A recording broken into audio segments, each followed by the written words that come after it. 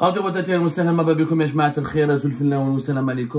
que vous allez bien, j'espère que vous vous portez bien. L'Algérie vient de répondre officiellement par la voix du ministère des Affaires étrangères aux accusations de la France, aux menaces de la France. Et l'Algérie, non seulement elle dénonce et elle déplore, mais elle assume totalement, je dis bien qu'elle assume totalement le fait qu'elle n'a pas voulu reprendre l'un de ses ressortissants, en l'occurrence le dangereux influenceur Boualem Naaman, qui est accusé de provocation à la haine et de provocation à des actes terroristes. Je dis bien que la France vient d'essuyer une réponse très claire de la part des autorités algériennes. Que dit le communiqué qui vient de paraître aujourd'hui, le 11 janvier 2025, à partir de 15h plus exactement, 15h05, 15h pile, les autorités algériennes, à travers le ministère des Affaires étrangères, ont fait un communiqué dans lequel ils expliquent, ils accusent, ils répondent aux menaces et aux accusations des autorités françaises en qualifiant les hauts responsables de l'État français qui ont formulé ces accusations et ces menaces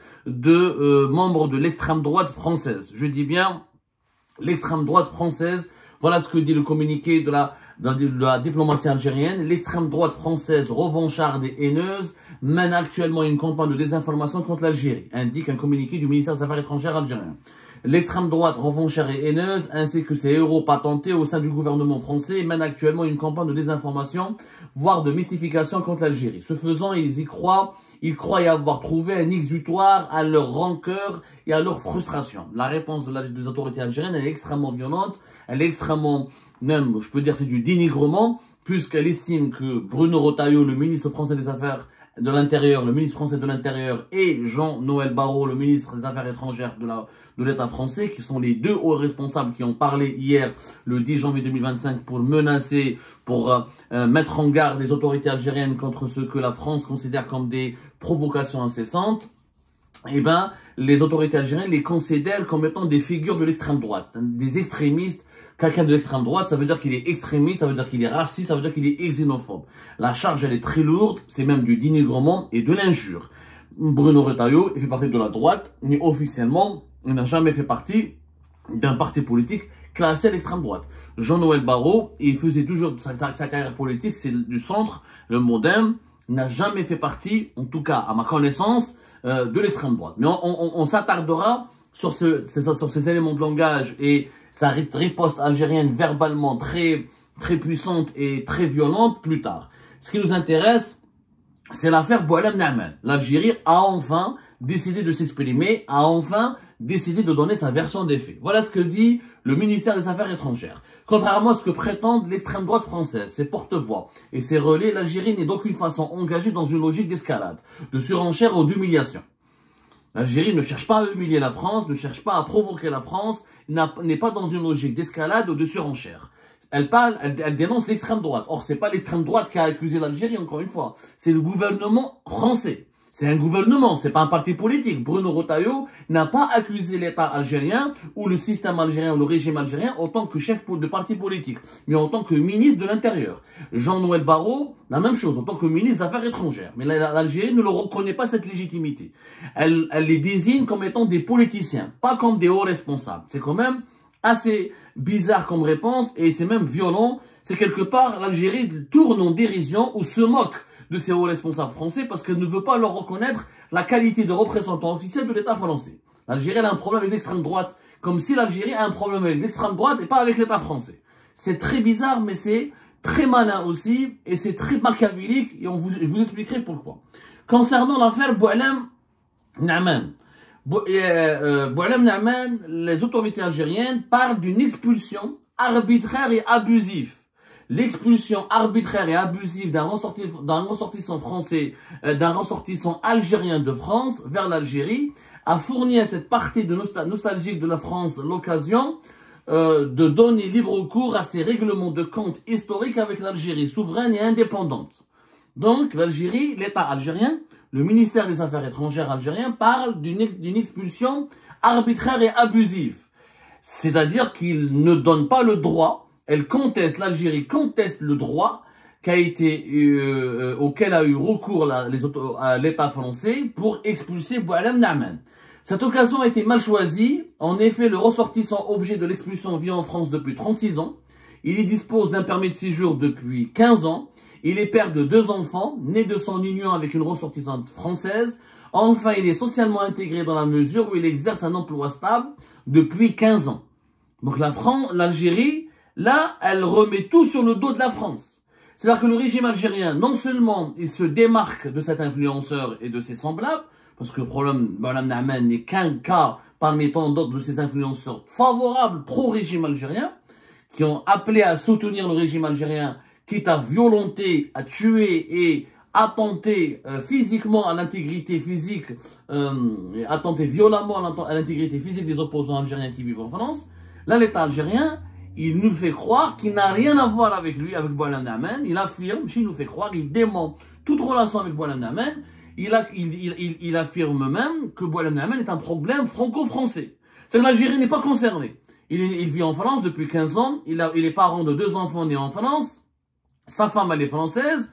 Il a un emploi en France. Il n'a rien à voir avec l'Algérie. En clair, c'est un problème franco-français. Nous, on n'est pas concernés. Vous n'avez pas à nous mêler. On n'a aucune relation ni aucune responsabilité particulière dans cette affaire de la crise des influenceurs. Voilà ce que voulait dire le régime algérien à travers ce communiqué. Mieux encore, les autorités algériennes, toujours à travers par le biais plutôt du ministère algérien des Affaires étrangères, affirment que l'ensemble de ces données lui confèrent indubitablement des droits que son expulsion précipitée et contestable l'a empêché de faire valoir tant devant les juridictions françaises qu'européennes. En conséquence, ce ressortissant n'a pu bénéficier d'un procès judiciaire en bonne et due forme qui constitue un rempart contre l'abus de pouvoir, dans la mesure où son ordre d'expulsion, s'il avait été mené à son terme, l'aurait privé de défendre ses droits lors du procès prévu le 24 février de l'année en cours. Là, les autorités algériennes donnent une leçon de morale. C'est incroyable quand même. L'Algérie maintenant donne une leçon de morale, une leçon judiciaire et de droit à la France. L'État algérien estime que Boilam Naaman a été victime d'un abus de pouvoir, qu'il n'a pas été jugé, qu'il n'a pas pu se défendre et qu'il n'a pas pu faire valoir son droit et qu'il n'a pas été reconnu coupable par la justice française, qu'il n'a pas fait des recours, qu'il n'a pas eu le droit de faire tous les recours nécessaires. Donc, son expulsion, elle est précipitée et contestable et donc elle est illégale. La conclusion, c'est que selon les autorités algériennes, cette expulsion, elle est illégale. Alors, mieux encore, à la fin du communiqué, l'État algérien explique et assume, non seulement il assume sa décision de ne pas avoir accepté de reprendre ou de ne pas avoir autorisé l'accès au territoire algérien de cet influenceur dangereux. Il est dangereux parce qu'il appelle au crime et à la violence Boilam Naaman, mais elle va encore plus loin. L'Algérie va encore plus loin. Elle donne des arguments juridiques ou des arguments à la fois politiques et juridiques pour expliquer, pour justifier sa conduite. L'État algérien indique qu'en violation des dispositions pertinentes de la Convention consulaire algéro-française du 24 mai 1974, la partie française n'a cru devoir informer la partie algérienne ni de l'arrestation, ni de la mise en garde à vue, ni de la mise en garde à vue, ni de la détention, ni encore de l'expulsion du ressortissant en cause. Bien qu'elle n'a pas donné suite à la demande de la partie algérienne d'exercer sa protection consulaire au profit du ressortissant concerné à travers le droit de visite. L'Algérie accuse gravement la France. C'est des accusations très graves auxquelles les autorités françaises doivent répondre maintenant. L'Algérie, qu'est-ce qu'elle dit? Nous en avons parlé ce matin. Revoyez l'émission que nous avions diffusée ce matin. Bon, alors la seule différence de l'émission que nous avons diffusée ce matin, concernant les dessous de l'affaire de Boilam Naaman, les autorités algériennes s'appuient sur la convention consulaire algéro-française du 24 mai 1974. Il y a effectivement la fameuse convention de Vienne, la convention internationale de Vienne, de 1960, comment ça s'appelle ça? De 1963, que j'ai abordé et que j'ai expliqué ce matin. Il y a aussi, il faut savoir que les États du monde entier sont, les règlements, les relations internationales et les relations consulaires sont régis dans le monde entier par la Convention de Vienne sur les relations consulaires de 1963. Ensuite, libre à chaque pays d'établir sa propre convention de relations consulaires avec le pays partenaire ou le pays ami pour approfondir encore davantage les modalités de gestion et de gestion et, comment dirais-je, et de règlement ou les modalités de gestion de ces relations consulaires. Donc, entre la France et l'Algérie, les deux pays sont tenus par le respect des obligations de la Convention de Vienne de 1963 et les deux pays sont tenus de respecter les obligations de la Convention algéro-française du 24 mai 1974. Et l'Algérie accuse la France de ne pas l'avoir informé. Selon les autorités algériennes, les autorités françaises n'ont pas informé le consulat d'Algérie à Montpellier de l'arrestation de Boualem Namen, ne l'ont pas informé qu'il est en garde à vue, n'ont pas informé le consulat d'Algérie à Montpellier qu'il est en garde à vue, et n'ont pas informé qu'il devait être placé en détention, ou là qu'il devait être jugé, ils ne l'ont pas informé d'une procédure d'expulsion. L'Algérie affirme que la France ne l'a pas du tout informé de quoi que ce soit, et que les autorités françaises ne se sont pas concertées et n'ont pas consulté les autorités algériennes. C'est sur cette base, c'est ce qu'on a dit nous dans notre émission ce matin. Donc elle confirme les informations d'Algérie. On a donné la version, c'est la version algérienne. Je ne dis pas que la version algérienne a la raison, attention. Moi je suis journaliste professionnel, intègre et honnête. Je rapporte les deux versions, française et algérienne. La version algérienne maintenant, elle a été confirmée officiellement par un canal officiel, par une source officielle, qui est le ministère algérien des Affaires étrangères. Et le ministère algérien des Affaires étrangères parle de dépassement de toutes ces violations de droits acquis par le ressortissant algérien sur le territoire français. La décision algérienne dans cette affaire est animée par le souci de lui permettre de répondre aux accusations qui sont portées contre lui, de faire valoir ses droits et de se défendre dans le cadre d'un processus judiciaire juste et équitable sur le territoire français.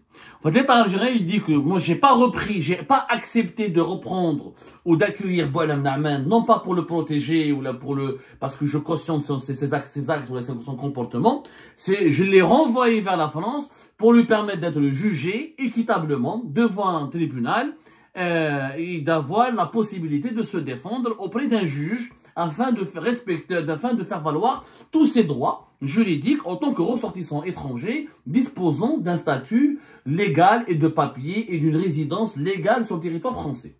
Voilà ce que dit l'État algérien. Donc l'État algérien, là, il renvoie la balle vers l'État français, l'Algérie renvoie la balle vers la France, et c'est l'Algérie maintenant, regardez le retournement de situation, c'est l'Algérie maintenant qui accuse la France d'avoir bafoué des droits, de ne pas avoir respecté des conventions internationales et de ne pas avoir respecté des obligations internationales qui sont écrites noir sur blanc dans des accords internationaux comme comme la Convention consulaire algéro-française du 24 mai 1974. Maintenant, les autorités françaises doivent nous répondre et nous dire est-ce qu'ils ont informé, oui ou non, le consulat d'Algérie à Montpellier. Est-ce qu'ils ont appliqué par la virgule près les dispositions de cette convention consulaire, à la fois la convention consulaire, la convention internationale de Vienne de 1963 ou la convention consulaire algéro-française du 24 mai 1974. Je rappelle que la convention de Vienne, maintenant c'est les juristes qui doivent se prononcer sur ce problème.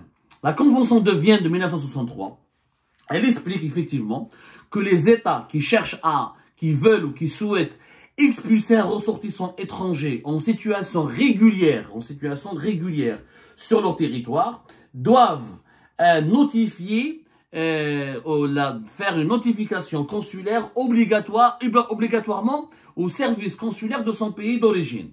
C'est-à-dire que la France, selon la Convention de Vienne de 1963, devait informer les autorités consulaires algériennes, en l'occurrence le consulat d'Algérie à Montpellier, que Boualem Namen a été arrêté, pourquoi il a été arrêté, et est-ce qu'il sera placé en détention ou est-ce qu'il sera placé sous contrôle judiciaire.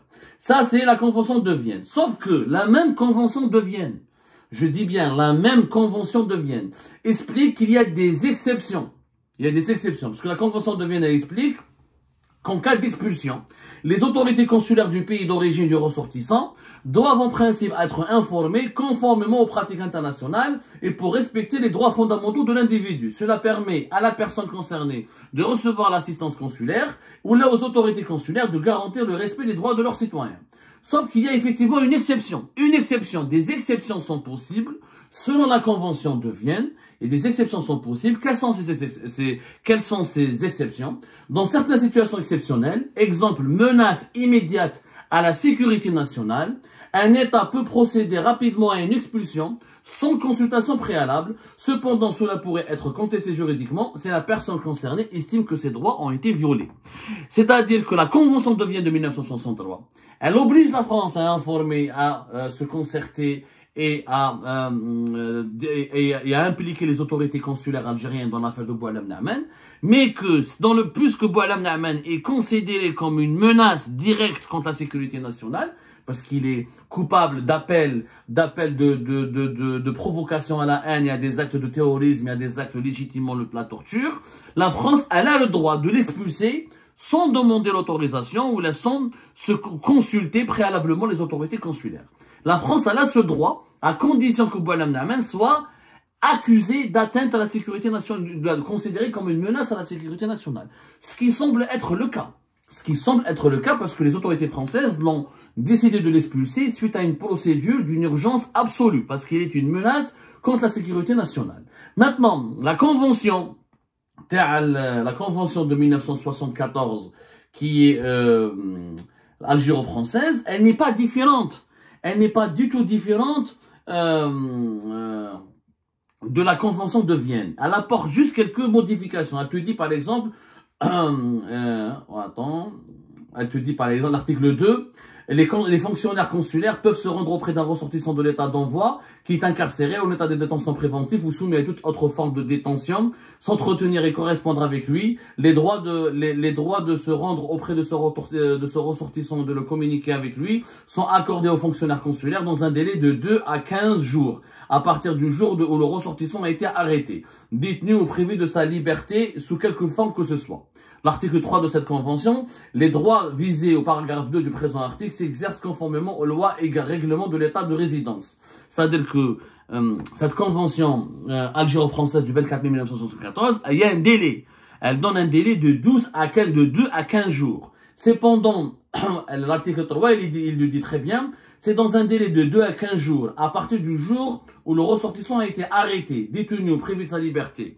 S'il n'a pas reçu une visite de la part des fonctionnaires des consulats ou des services consulaires de son pays d'origine, et ben le pays qui a arrêté ce ressortissant étranger, il peut faire de lui ce qu'il veut, il peut l'expulser ou l'incarcérer, il n'est pas responsable, il n'a pas bafoué son droit. En réalité, est-ce que la question qu'on devrait se poser, est-ce qu'au niveau du consulat d'Algérie à Montpellier, est-ce que les services consulaires de ce consulat, est-ce qu'il y a eu des fonctionnaires qui ont été dépêchés par le consulat d'Algérie à Montpellier, au commissariat ou là au niveau de la préfecture de Montpellier, de la préfecture de la région de Montpellier, ou là au commissariat central, ou là au commissariat où était détenu Boualem Naaman, pour lui offrir une assistance et pour demander une copie de son dossier et pour comprendre sa situation.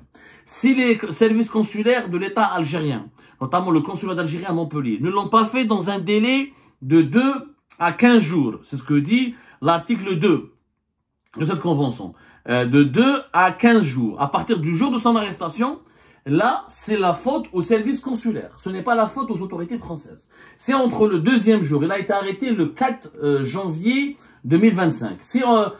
Normalement, il a un délai de 15 jours. Donc, c'est entre le 4 et calculer 15 jours jusqu'à la fin de ce délai. Les autorités consulaires algériennes ne se sont pas manifestées pour aller le voir ou n'ont pas voulu aller le voir ou lui porter assistance. Là, c'est pas la faute à la France. Sauf que la France a décidé de l'expulser le 9 janvier, c'est-à-dire 5 jours après son arrestation.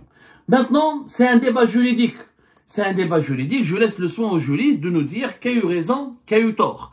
L'État algérien s'est exprimé officiellement, il a bien fait, parce qu'il y en avait marre de ce silence et de cette opacité qui était intrigante. Le régime algérien a compris qu'il devait communiquer. Il a communiqué tardivement, mais il a communiqué. Bon, la première partie de son communiqué n'a aucun sens. Je ne vois pas l'intérêt. Tu as un problème avec l'État français. Tu n'as pas un problème avec l'extrême droite. Pourquoi attaquer l'extrême droite? C'est pas les partis politiques qui attaquent l'État algérien. C'est les hauts responsables de l'État français. C'est l'État français qui a un problème avec l'Algérie. Ce n'est pas l'extrême droite. Première, c'est une erreur, elle n'a aucun sens. Par contre, sur la partie de Boualem Naaman, il y a des arguments. L'État algérien fait valoir des arguments qui doivent maintenant être discutés et ces arguments nécessitent une réponse concrète et précise de la part des autorités françaises.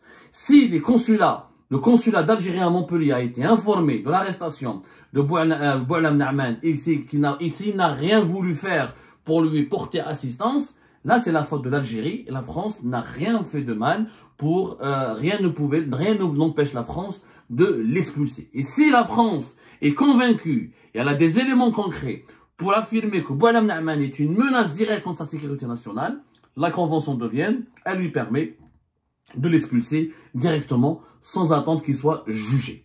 Voilà ce qu'on pouvait dire sur cette affaire. L'Algérie donc répond aux menaces de la France et elle assume totalement et elle explique pourquoi elle n'a pas voulu reprendre son ressortissant Boualem Naamane.